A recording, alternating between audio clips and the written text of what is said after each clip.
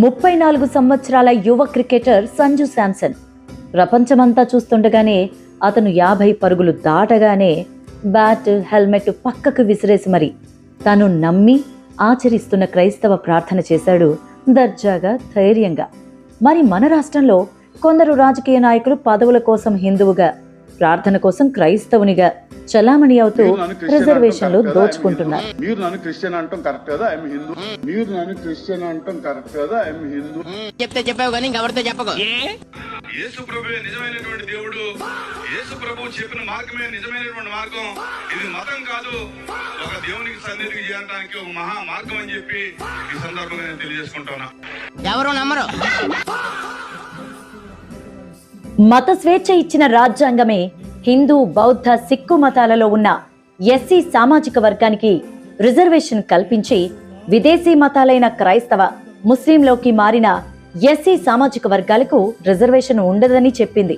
Doctor BR Ambedkar రాసిన రాజ్యాంగాన్ని గౌరవించని ఈ నకిలీ రాజకీయ నేతలు పదవిని అడ్డం పెట్టుకొని నిజమైన హిందూ, ఎస్సీ సామాజిక వర్గాల ప్రజలకు అన్యాయం చేస్తే అడిగేదెవడు?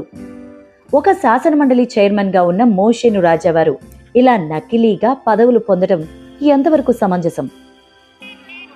నెమలి వెంకటేశ్వర స్వామి బ్రహ్మోత్సవాల సందర్భంగా పట్టు వస్త్రాల విషయంలో నానా హడావిడి చేసిన శాసనసభ్యుడు కొలకపూడి శ్రీనివాసరావు రిజర్వేషన్ల విషయంలో సుప్రీంకోర్టు తీర్పును ఎలా తప్పుపడుతూ పోరాటం చేయండి అంటూ క్రైస్తవులను రెచ్చగొడుతున్నారు. అత్యున్నత న్యాయస్థానం ఒక దుర్మార్గమైన తీర్పునిచ్చింది, ఒక అన్యాయమైన తీర్పునిచ్చింది, ఒక దారుణమైన తీర్పునిచ్చింది. అదేంటంటే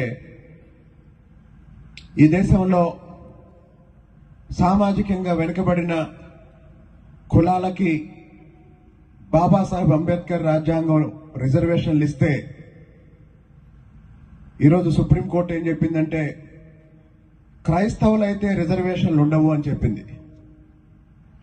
రాజ్యాంగం రిజర్వేషన్లు ఇచ్చింది కులానికి, దాన్ని మతంతో లింక్ పెట్టి సుప్రీంకోర్టు తీర్పు చెప్పినా, ఎవరు తీర్పు చెప్పినా అది తప్పు. దానికి వ్యతిరేకంగా మనందరం నిలబడి పోరాడాలి. భీతి చేత కొందరు మతం మారారు, నీతి లేక కొందరు మతం మారారు.